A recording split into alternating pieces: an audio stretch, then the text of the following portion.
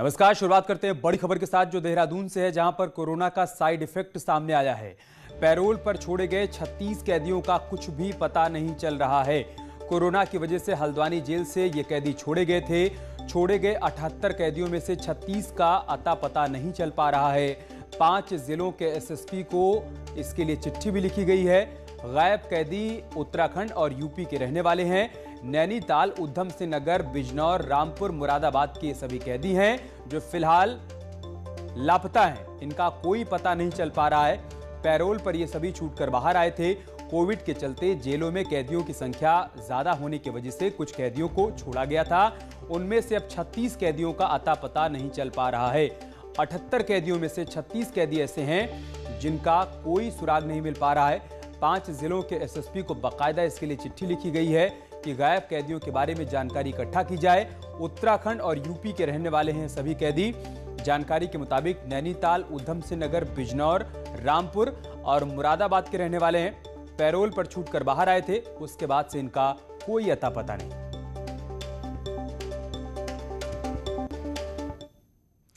प्रदेश में मंगलवार को कोरोना के 632 नए मामले सामने आए और बीते 24 घंटे में 12 कोरोना संक्रमितों की मौत हो गई। वहीं उत्तराखंड में अब तक कोरोना संक्रमितों की कुल संख्या 79,000 के पार पहुंच चुकी है।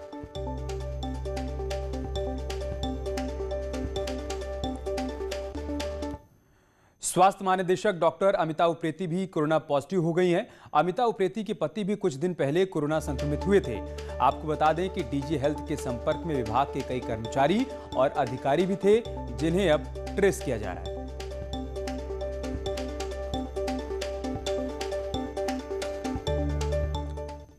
वहीं बागेश्वर में डीएम विनीत कुमार और CDO DD Pant corona positive हो गए हैं। दोनों अधिकारियों के पॉजिटिव आने के बाद दोनों अधिकारियों ने खुद को आइसोलेट भी कर लिया है।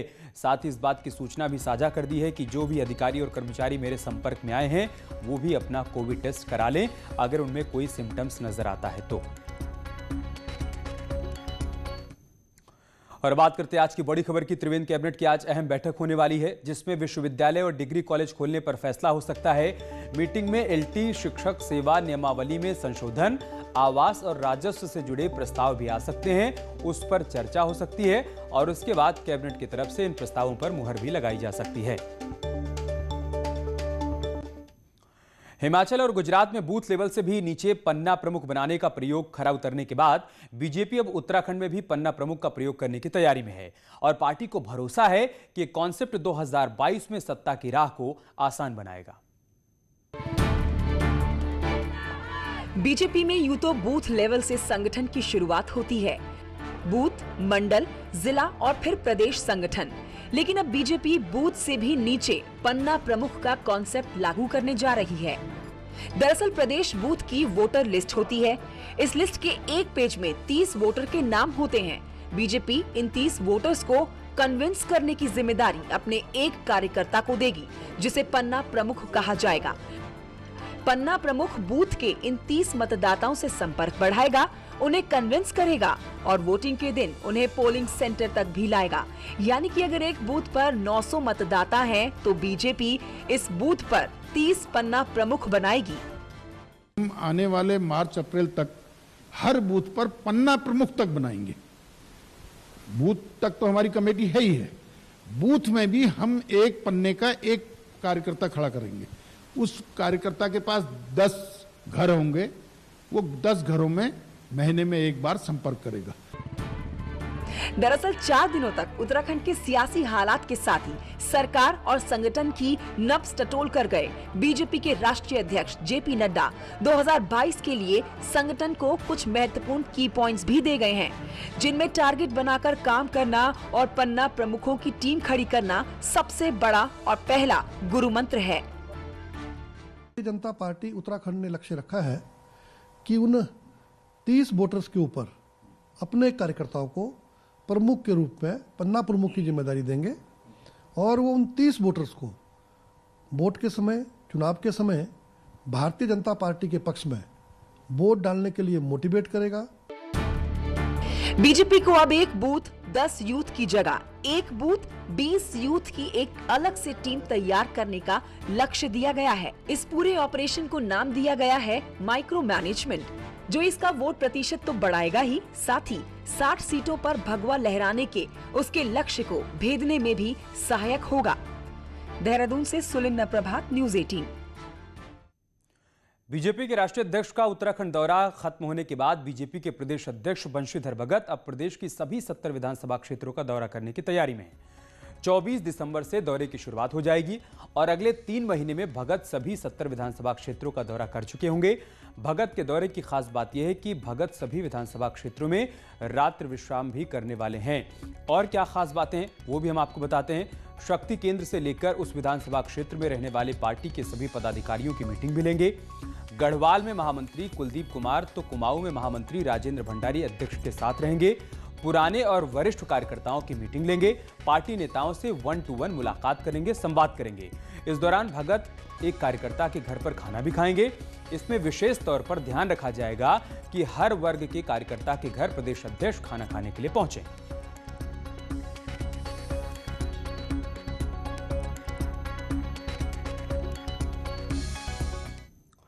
उत्तराखंड विद्युत संविदा कर्मचारी संगठन चुनाव को चुनौती देने वाली याचिका को हाईकोर्ट ने खारिज कर दिया है। हाईकोर्ट ने इस मामले में सिविल कोर्ट में याचिका दायर करने की छूट दी है।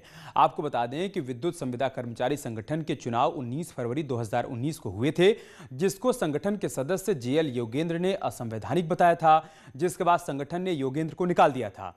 इस पूरे मामले को योगेंद्र ने हाईकोर्ट में चुनौती दी थी, जहां पर उनकी याचिका को खारिज कर दिया गया।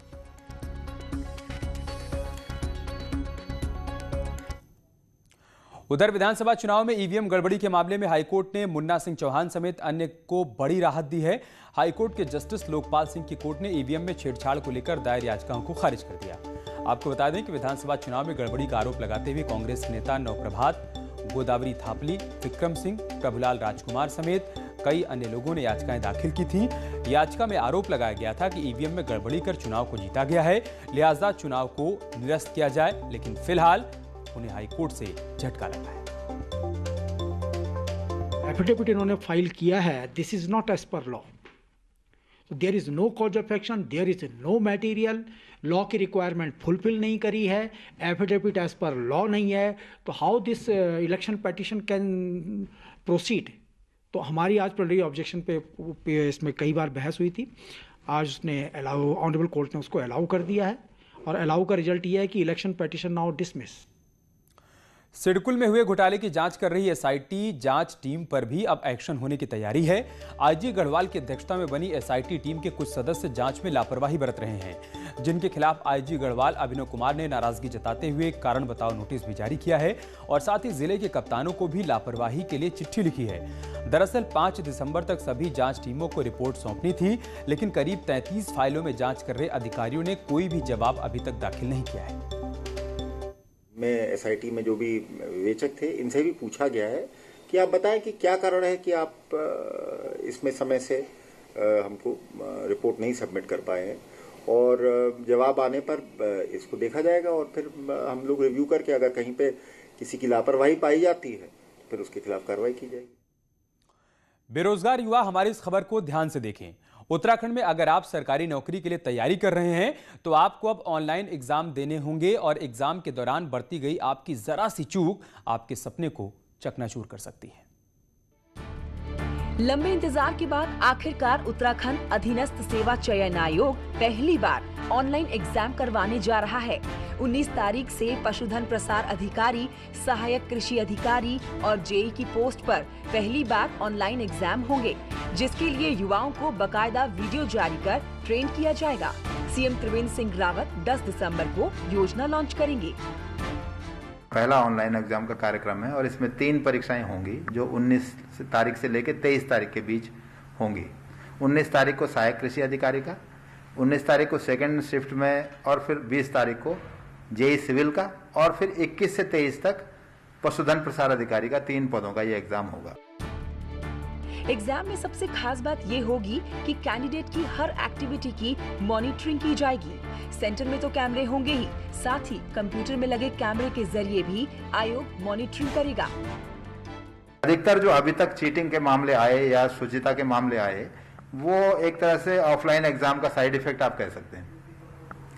तो ऑनलाइन एग्जाम में उनमें से कुछ चीजों को कंट्रोल करने में मदद मिलेगी। जैसे फिजिकल पेपर नहीं होगा या फिजिकल ओमार नहीं होगी, तो उसके साथ जो भी छेड़छाड़ होती थी उसे सेंटर से पहले निकाल लिया, कुछ लोगों को भेज दिया, उस सब की संभावना खत्म हो जाएगी।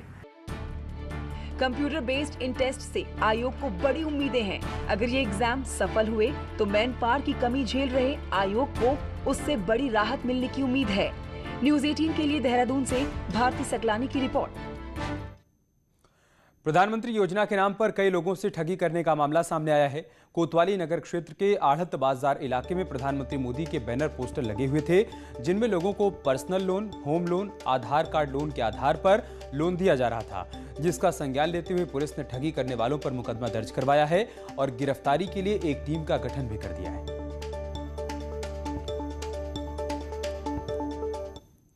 श्रीनगर गढ़वाल स्थित गढ़वाल विश्वविद्यालय के रजिस्ट्रार ऑफिस में उस वक्त हंगामा खड़ा हो गया जब वहां पर अचानक से पहुंचे एक नशेड़ी युवक की छात्रों ने पिटाई कर दी।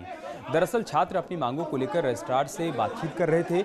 इसी दौरान एक नशेड़ी युवक वहां पहुंच गया, जमकर हंगामा करने लगा। बताया जा रहा है कि नशेड़ी युवक आपराधिक प्रवृत्ति का है और पहले जेल भी जा चुका है।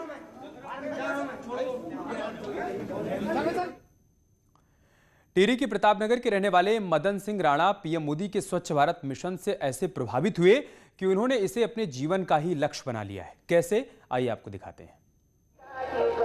स्वच्छ भारत अभियान का तहत लोगों को अपने घर का कूड़ा देने के लिए बजने वाला ये भूपू नगर पालिका का नहीं है और न ही ये उसकी कूड़ा इकट्ठा करने वाली गाड़ी है। इस गाड़ी से लोगों के घर का कूड़ा जमा करने वाले हैं मदन सिंह राणा, जो पीएम मोदी के स्वच्छ भारत मिशन से इतना प्रभावित हुए कि उन्होंने अपनी नौकरी छोड़ दी और स्वच्छता अभियान से जुड़ गए। उन्होंने इसके लिए अपनी एक गाड़ी भी खरीदी और उससे लोगों के घर से कांच, प्लास्टिक और कूड़ा इकट्ठा करने लगे। मैंने जब देखा कि मोदी जी ने इस तरीके का प्रधानमंत्री बनने के बाद पहली बार जब लोग लाल किले से भाषण दिया था, तो मैं उससे काफ़ी प्रभावित हुआ। मैंने सोचा हमारे पहाड़ में हम लोग इस काम को क्यों ना करा जाए, तो मैंने इसका अपना जीवन का एक लक्ष्य बना दिया। मदन सिंह राणा ने स्वच्छता अभियान को सिर्फ प्रतापनगर तक ही सीमित नहीं रखा। अब वो टिहरी, उत्तरकाशी, चमोली और रुद्रप्रयाग के अलग अलग क्षेत्रों में जाकर इस मुहिम को आगे बढ़ा रहे हैं। उनकी इस मुहिम में उनके परिवार के लोग भी उनके साथ खड़े हैं। जो कि इसमें कबाड़ा, जैसे कंचकुंज हुआ, ये कबाड़ा ले जाता हूँ ऋषिकेश में, उसको भेजता हूँ। उसके लिए तेल के ही लिए मुश्किल से पैसे पूरे होते हैं। और फिर मेरा जो इस गाड़ी का मेंटेनेंस है, ये मेरे बच्चे मेरा सहयोग करते हैं, मेरी घरवाली हैं भी, सभी बच्चे सहयोग करते हैं। टिहरी के मदन सिंह राणा पीएम मोदी के स्वच्छता अभियान से इतना प्रभावित हुए कि उन्होंने स्वच्छता अभियान को ही अपने जीवन का लक्ष्य बना लिया और अपने संसाधनों से उन्होंने एक गाड़ी खरीदी और जिसको लेकर वो गांव-गांव में जाते हैं और लोगों को स्वच्छता अभियान के प्रति जागरूक करने के साथ साथ जो कूड़ा कबाड़ होता है उसको एकत्र करते हैं। यहाँ रुक रहे छोटे से ब्रेक के लिए, जल्द लौटेंगे कुछ और खबरों के साथ।